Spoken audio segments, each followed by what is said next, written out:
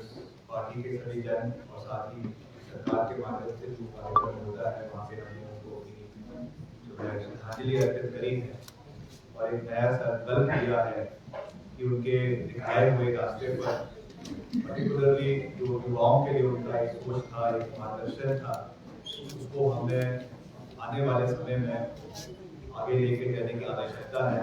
क्योंकि हम सब जानते हैं कि आज जो सबसे बर्निंग इशू हिमाचल प्रदेश के अंदर है वो बेरोजगारी का है, अनएम्प्लॉयमेंट का है।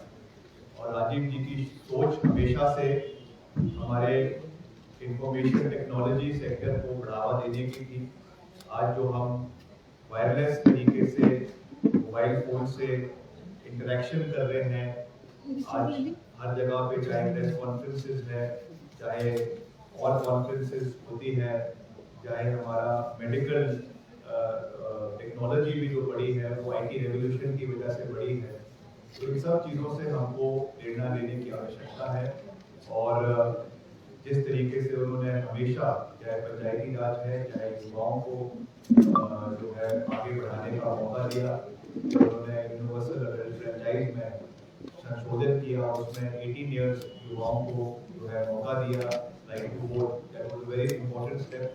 पर आज में उसी राह पर आगे चलने की आवश्यकता है। साथ ही साथ जो हमारा सेवा दल है, जो हमारा एक अग्रणी संगठन है कांग्रेस पार्टी का, आज वो पूरे हिमाचल प्रदेश के अंदर एक यात्रा निकाल रहे हैं।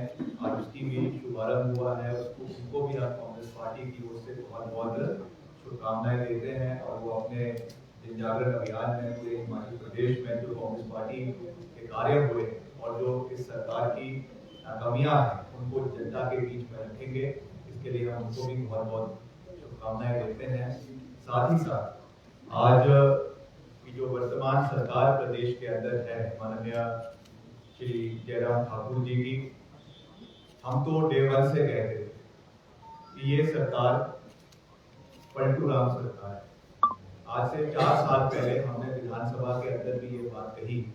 कई भाजपा के मित्रों को, साथियों को ये बात नदारद नहीं हुई, गले से उतरी नहीं, मगर आज उनकी कार्यशैली में वो चीज हमको दिन प्रतिदिन जो है वो दिखती नजर आ रही है।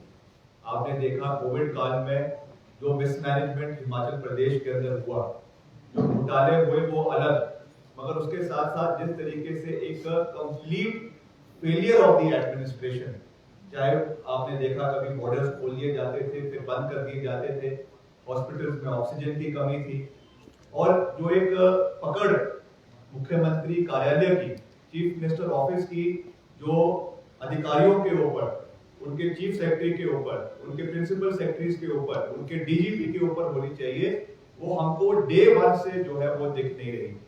और उसका जीता जाता उदाहरण 2 दिन पहले जिस तरीके से मुख्यमंत्री कार्यालय से मंजूरी के बाद Himachal Pradesh public service commission का नए चेयरमैन की नोटिफिकेशन होती है, बाकायदा राजभवन से राज्यपाल महोदय से इसका इन्विटेशन हिमाचल प्रदेश के सभी डिग्निटरीज को भेजा जाता है, कार्ड्स भेजे जाते हैं, और रातों रात जो है इस नोटिफिकेशन को रात के 12 बजे, सुबह के 1 बजे जो है इसको विड्रॉ कर दिया जाता है। हमारे कांग्रेस पार्टी के और दिग्गज नेताओं ने भी ये बात रखी है कि ये बातें पब्लिक डोमेन में है, and the chief minister is duty bound to explain that why this decision was withdrawn at the midnight hour. ये केवल एक व्यक्ति का मसला नहीं है, ये कंप्लीट जो मिस एडमिनिस्ट्रेशन इस गवर्नमेंट का हो रहा है उसमें हमको इन टोटलिटी इस चीज को देखने की आवश्यकता है। पहले तो आपको कोई निर्णय लेना नहीं चाहिए, और अगर ले लिया था तो फिर आपको उस निर्णय पे जो है वो स्टैंड रखना चाहिए, क्योंकि इससे एक बुरा संदेश आपके एडमिनिस्ट्रेशन के अंदर जाता है। हर चीज पे निर्णय लेना और बाद में उस चीज से पलट जाना, ये सरकार का तकिया कलाम बन चुका है, इसकी पहचान बन चुकी है, और ये चीजें हम हर चीज के अंदर देख रहे हैं। आज जिस तरीके से अभी जो मौसम खराब है, जिस तरीके से भारी बारिशें पूरे प्रदेश के अंदर हो रही हैं, पिछले कल मंडी जिला में बहुत नुकसान कुछ इलाकों में हुआ है। हम जानते हैं, being a opposition, being a responsible opposition, we understand कि कुछ चीजें एक्ट ऑफ गॉड होती है, उसमें हम कुछ नहीं कर सकते। मतलब जो एक एडमिनिस्ट्रेशन की ओर से प्रिपेयर्डनेस होनी चाहिए, एक डायरेक्टिव जो प्रदेश सरकार की ओर से, डिस्ट्रिक्ट एडमिनिस्ट्रेशन की ओर से होने चाहिए, उसमें ये सरकार पूरी तरीके से फेल है।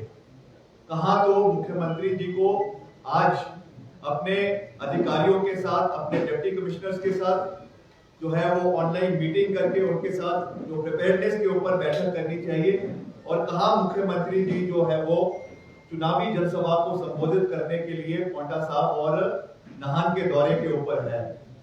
ये इनकी लैक ऑफ जो एक एम्पैथी जिसको हम कह सकते हैं, या एक लैक ऑफ सीरियसनेस जो हम गवर्नमेंट की कह सकते हैं, वो इस चीज से इसको दर्शाता है। जब मुख्यमंत्री ही इन चीजों के लिए सीरियस नहीं है, तो आप बाकी अधिकारियों से या बाकी मंत्रियों से क्या एक्सपेक्ट कर सकते हैं।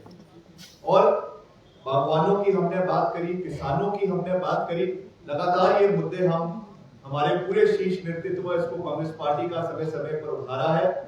जहां तक बागवानों किसानों की बात है, इस मुद्दे को पहले भी कई नेता इस बात को कह चुके हैं, मैं उसको रिइटरेट कर रहा हूं, दोहरा रहा हूं कि जो अनदेखी इन्होंने हमारे सेब बहुमूल्य क्षेत्र में हमारे बागवानों की करी, जिस तरीके से चाहे पेस्टिसाइड्स है, इंसेक्टिसाइड्स है, खाद है, उसकी जो सब्सिडी हमारी सरकार में शुरू की गई थी उसके बारे में उसको बंद कर दिया गया है।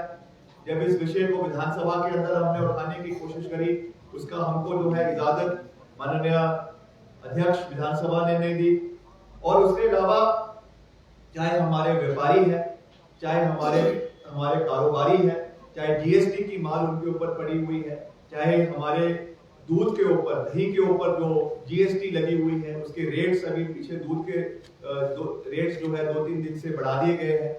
इसके ऊपर कौन चिंतन करेगा, इसके ऊपर कौन मंथन करेगा। मुख्यमंत्री जी और सरकार को तो केवल और पार्टियों से लोग लाने में व्यस्त है, और उस पर भी हम बात कह चुके हैं कि उससे कांग्रेस पार्टी के मनोबल पे, कांग्रेस पार्टी के कार्यकर्ताओं के मनोबल पे कोई फर्क नहीं पड़ने वाला है। वो लोग किसी और विचारधारा से हमारी पार्टी में आए, उनको मान सम्मान दिया गया, उनको विधायक बनाया गया, उनको हर वो इम्पोर्टेंस दी गई जो हमारे पार्टी में रहते हुए लोगों को शायद जो है उस समय पे नहीं मिल पाई।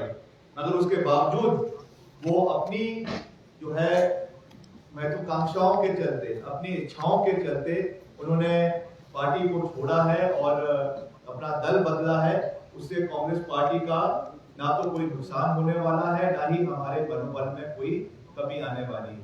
ये बात साफ है कि कांग्रेस पार्टी की सरकार हिमाचल प्रदेश के अंदर बन रही है, और ये बात हम केवल यहाँ कांग्रेस कार्यालय में बैठ के नहीं बोल रहे हैं। लगातार हम प्रदेश के कोने कोने का दौरा कर रहे हैं, चाहे बागवान है, चाहे किसान है, चाहे कर्मचारी है, चाहे बेरोजगार युवा है, चाहे हमारे निजी बस चालक है, चाहे हमारे ट्रक यूनियन के साथी है।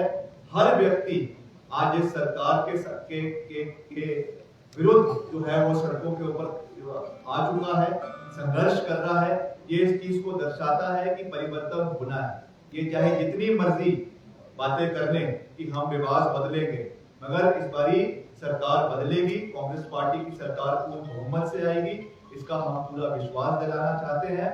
और जब हमारी सरकार बनेगी, जैसा हमने पहले भी कहा है, हमने एक बड़े डिटेल्ड तरीके से एक रिस्पॉन्सिबल ऑपोजिशन की तरह हमारे सभी वरिष्ठ नेताओं ने जो आर्थिक संकट हिमाचल प्रदेश की सरकार के ऊपर है, जो करीबन 64,000 करोड़ का ऋण प्रदेश सरकार के ऊपर है, उसको मद्देनजर रखते हुए हमने केवल वही बातें अपनी मैनिफेस्टो में कही हैं, या जो 5 वादे कांग्रेस पार्टी ने कहे हैं, वो केवल वही है जो रीजनेबल तरीके से इम्प्लीमेंट करवाए जा सकते हैं। कोई बड़ी बड़ी बातें हमने नहीं करी है कि कल को वो चीजें पूरी ना हो सके। चाहे 1500 रुपए हर महिला को आपके 18 साल से 60 साल के बीच में देने की बात करी है, और साथ ही साथ युवाओं के लिए जो हमने एक पैकेज खास रूप से 680 करोड़ रुपए का एक पैकेज निकाला है, जिसमें हर निर्वाचन क्षेत्र में इन ऑल 68 सेगमेंट्स जो है वो 10-10 करोड़ रुपए दिए जाएंगे, जिसमें 1 लाख रुपए का जो है बिना ब्याज का ऋण युवाओं को दिया जाएगा, ताकि वो उसमें अपने छोटे छोटे कारखाने, छोटे छोटे जो है वो इंडस्ट्रीज और एम्प्लॉयमेंट के और सेल्फ एम्प्लॉयमेंट के साधनों को जो है वो उसकी शुरुआत प्रदेश के अंदर करें, क्योंकि आप जानते हैं कि आज करीबन 15 लाख बेरोजगार युवा हिमाचल प्रदेश के अंदर है। तो इन सब चीजों के लिए हम तैयार हैं, और जैसा हमने कहा कि हम पूरे तरीके से कांग्रेस पार्टी लड़ेगी।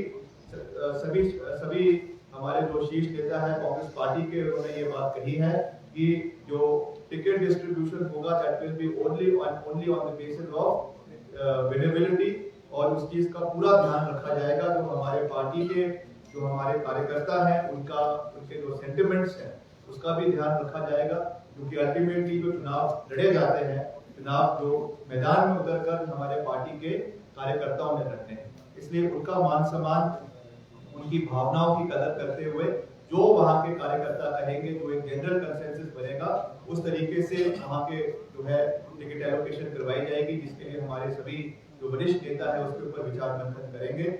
मगर एक युवा होने के नाते मैं ये बात कह सकता हूँ कि ये सरकार हर वर्ग के खिलाफ तो रही है, मगर पर्टिकुलरली यूथ के खिलाफ ये सरकार रही है। जिस तरीके से पुलिस कांस्टेबल भर्ती का घोटाला हुआ हिमाचल के अंदर, उसमें कोई भी जवाब मुख्यमंत्री ने आज तक उनकी ओर से नहीं आया। विधानसभा के सभा पटल पर उन्होंने कहा कि हमने सीबीआई को ये जांच भेजी है, मगर अभी तक मिनिस्ट्री ऑफ होम अफेयर्स से इसका कोई भी रिप्लाई नहीं आया है। एक और कहते हैं कि हमारी डबल इंजन की सरकार है, कि हम जो यहाँ से बात केंद्र सरकार को रखेंगे वहां से वो चीज पूरी होगी, मगर इतना सीरियस इशू जिसमें यहाँ से लिखित रूप से जो है मुख्यमंत्री कार्यालय से ये लिख के किया है कि इसमें सीबीआई की इंक्वायरी होनी चाहिए, मगर उसमें अभी तक सीबीआई की कोई टीम नहीं पहुंची है। मगर जब उन्होंने अपने राजनीतिक प्रतिद्वंदियों को प्रताड़ित करना होता है तो रातों रात सीबीआई की टीम, चाहे वो आम आदमी पार्टी है, चाहे कोई और पार्टी है, चाहे कांग्रेस है, चाहे तृणमूल कांग्रेस है, रातों रात enforcement directorate, CBI, income tax जो है उनके द्वार पे पहुंच जाते हैं, मगर जब issues of large public interest जहां पे आते हैं वहां पे कोई भी जवाबदेही सरकार की नहीं। ये सब बहुत गंभीर इश्यूज है। ओपीएस के बारे में हमने पहले ही कह चुके हैं कि जिस दिन कांग्रेस पार्टी की सरकार बनेगी, पहली कैबिनेट मीटिंग में ओपीएस की बहाली हिमाचल प्रदेश के अंदर करवाई जाएगी, जिस तरीके से छत्तीसगढ़ के अंदर और आपके राजस्थान के अंदर इस चीज को किया गया है। It will be implemented in Himachal Pradesh also. And I again repeat, मैं फिर से इस चीज को दोहरा रहा हूँ, we are a responsible opposition. हम वही बातें करेंगे जो कल को हम इम्प्लीमेंट कर सकते हैं, because we understand the gravity of the situation. जिस तरीके से जो फाइनेंशियल टर्बुलेंस से हिमाचल प्रदेश गुजर रहा है, और हिमाचल प्रदेश की बैसाखियां आज या तो केंद्र सरकार के हाथ में है, या वर्ल्ड बैंक फंडेड है, या एशियन डेवलपमेंट बैंक फंडेड है, या नबार्ड फंडेड है।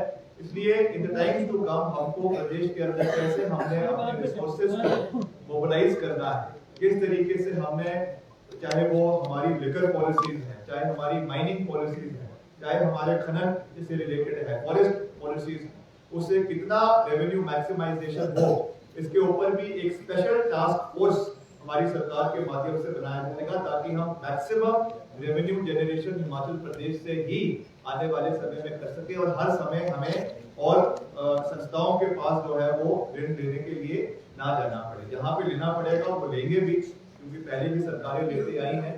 अभी जिस तरीके से FRBM एक्ट का संशोधन किया है, क्योंकि अभी पहले केवल 3% ऑफ द GDP का हम जो है वो ऋण ले सकते थे, अब उसको बढ़ाकर इस सरकार ने I think if I am not mistaken 5 या 6% उसको किया है। ये भी इसको दर्शाता है कि लाइक रेगुलरली FRBM को जो है उसमें अमेंडमेंट लाना इस सरकार की जो फिस्कल प्रूडेंस है उसको दर्शाता है। मैं घुमा फिरा के बात वही है कि जब आपके अधिकारियों के ऊपर पकड़ नहीं होगी, मुख्यमंत्री जी की सबसे बड़ी अचीवमेंट पिछले 5 साल की क्या है कि 5 साल के कार्यकाल में 7 चीफ सेक्रेटरी बदले, 3 DGP बदले, 4 बारी principal secretary to chief minister बदल दिया, 4 DGP बदल दिए।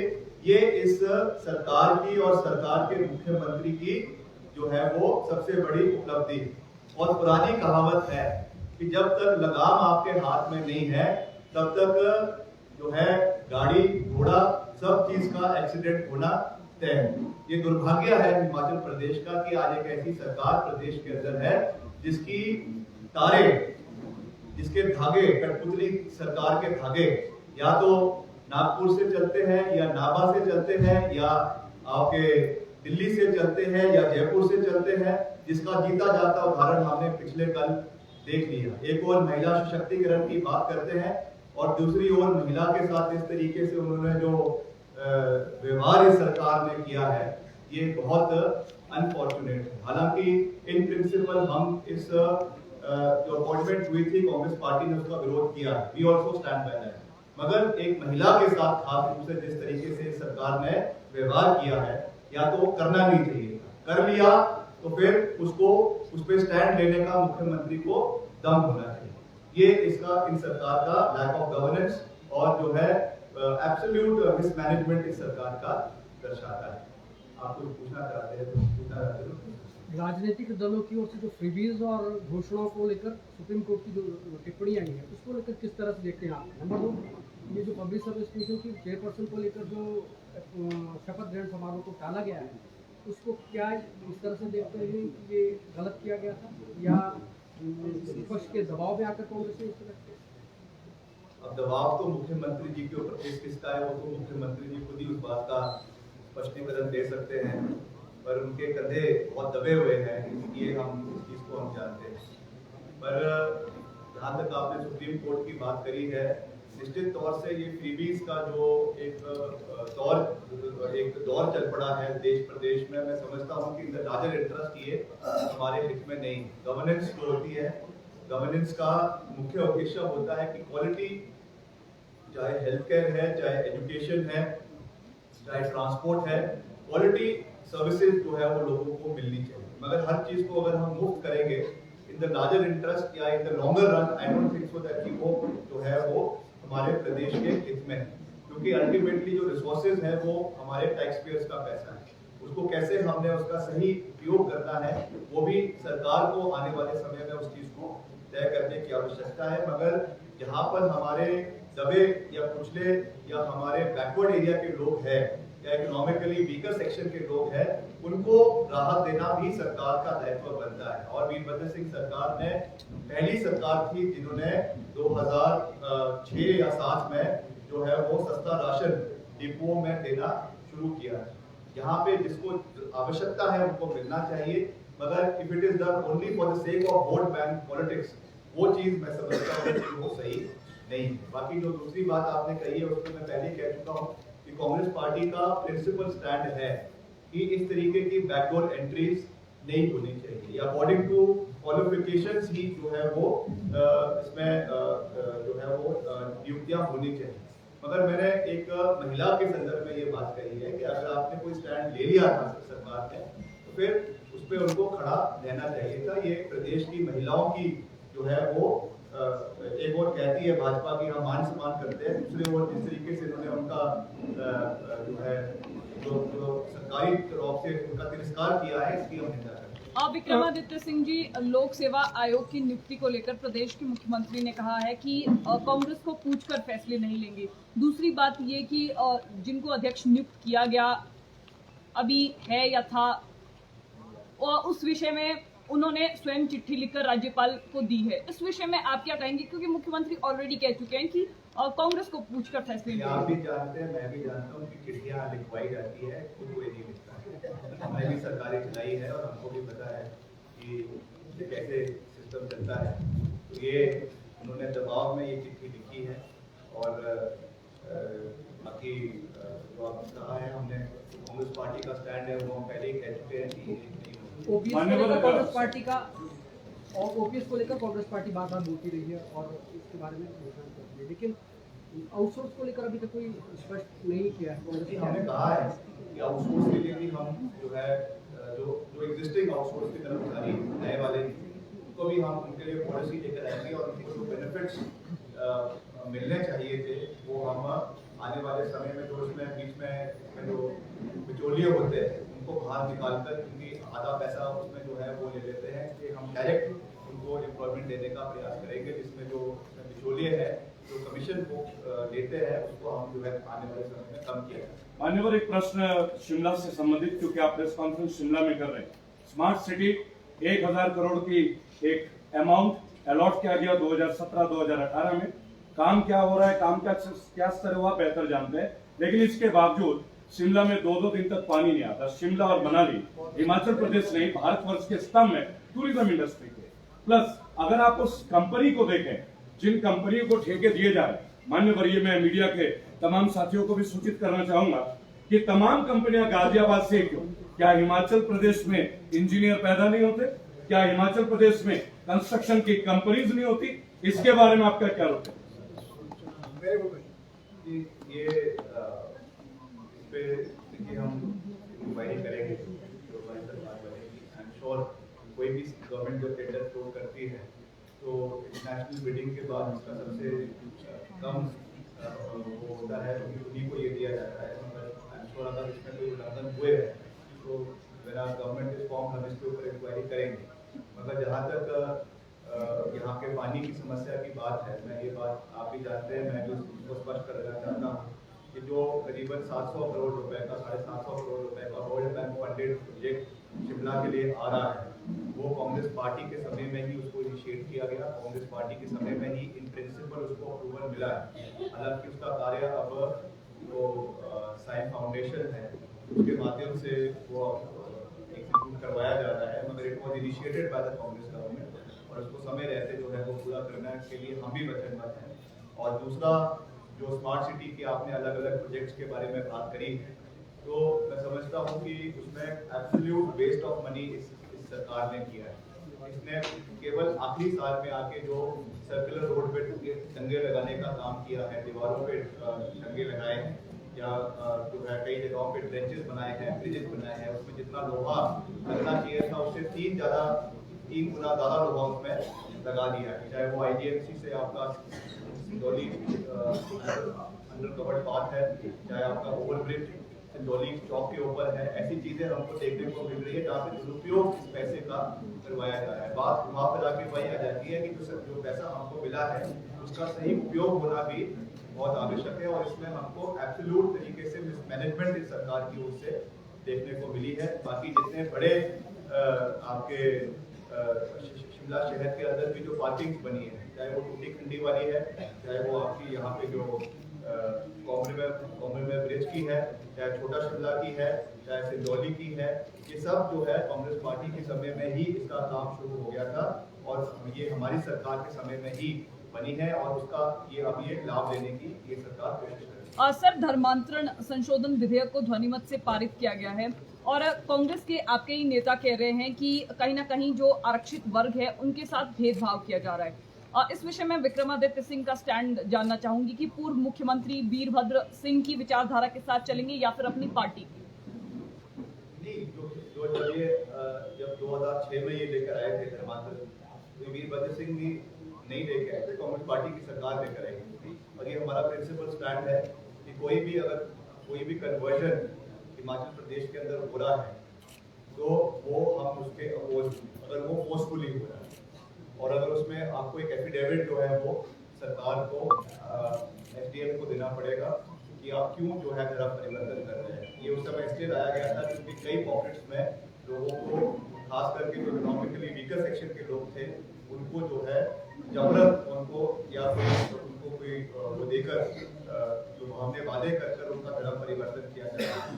अभी इसमें इसका अमेंडमेंट लाई गई है, 2019 में पहले लाई गई और फिर से इसको 2022 में लाया गया है। इसका हम समर्थन करते हैं क्योंकि हम बिल्कुल भी नहीं चाहते कि हमारे हिंदू समाज में इस तरीके की कोई परिवर्तन जो है वो देश प्रदेश के अंदर हो। और उस समय कांग्रेस प्रदेश जो है पहला राज्य था पूरे देश के अंदर यहाँ पे इसको जो है वो पारित किया गया था। और उस समय जो है राष्ट्रीय स्वयंसेवक संघ के अध्यक्ष और विश्व हिंदू परिषद के अंतर्राष्ट्रीय अध्यक्ष ने कांग्रेस पार्टी की सरकार को बधाई दी थी कि आप देश के पहले राज्य है जहां पर धर्मांतरण का कानून जो है वो हिमाचल प्रदेश के अंदर पारित किया। Thank you. राजीव गांधी की जब बात होगी, आपके विधानसभा क्षेत्र का एक सवाल है। एक प्रस्तावित है उद्घाटन समारोह, तो जिन पंचायतों के इंस्टीट्यूशन और संस्थान उद्घाटन होने जिनके, उन पंचायतों के प्रतिनिधियों को इसकी सूचना ही नहीं। तो आप विधायक हैं, तो क्या आपको सूचना है इस बारे में, या सरकार अपने लेवल पे करती है?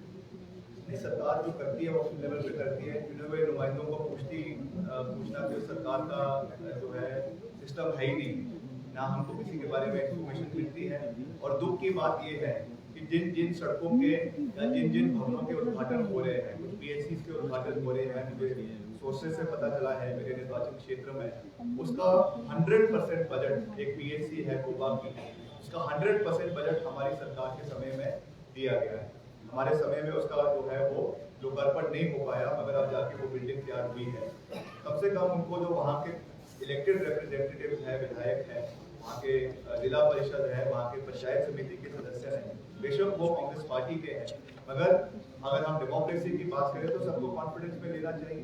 मगर ये केवल अपने हारे हुए लोगों को आगे लेकर आते हैं, नकारे हुए लोगों को आगे लेकर आते हैं, जो एक ट्रू स्पिरिट ऑफ डेमोक्रेसी देश के अंदर नहीं है। विक्रमादित्य जी, एक सीधा जाता है, चाहे वो कंप्यूटर हो, चाहे टेलीकम्युनिकेशन यानी कि लैंडलाइन या मोबाइल टेक्नोलॉजी। आप जानते होंगे BSNL को ऑलमोस्ट लुप्त कर दिया गया। 4 लाख परिवार कांग्रेस को देख रहे हैं, जिनको अभी तक नौकरी से हटाया गया या टेम्पररी सस्पेंडेड किया गया, उनका उचित मुआवजा नहीं दिया गया। पहाड़ों में कश्मीर से लेकर कन्याकुमारी तक अगर आप देखें तो केवल BSNL काम करती है, अभी भी रिलायंस या एयरटेल काम नहीं कर पाई है। BSNL के परिवार, अगर आपकी सरकार आती है तो BSNL के परिवार के लिए डायरेक्ट मैसेज, क्योंकि कनेक्ट करता है राजीव गांधी के साथ। आप एक यूथ एस्पिरेंट है, क्या विचार रखेंगे इसके ऊपर?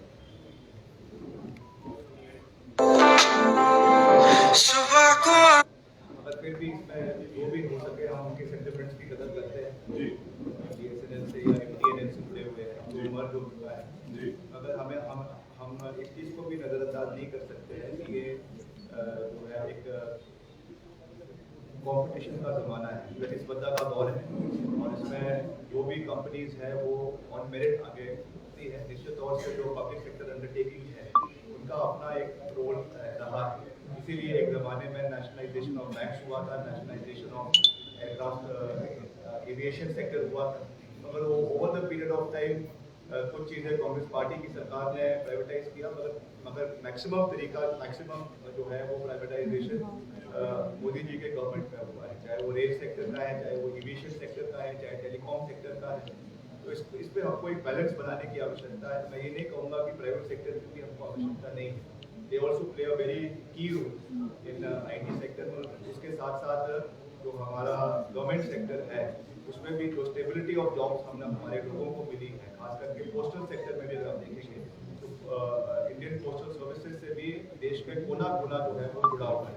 आज प्राइवेटाइजेशन हो रही है, मगर उसमें हम जो उनके साथ जुड़े हुए परिवार हैं उनको भी हम नजरअंदाज नहीं कर सकते हैं, और उनका हित का संरक्षण करना हमारा दायित्व है।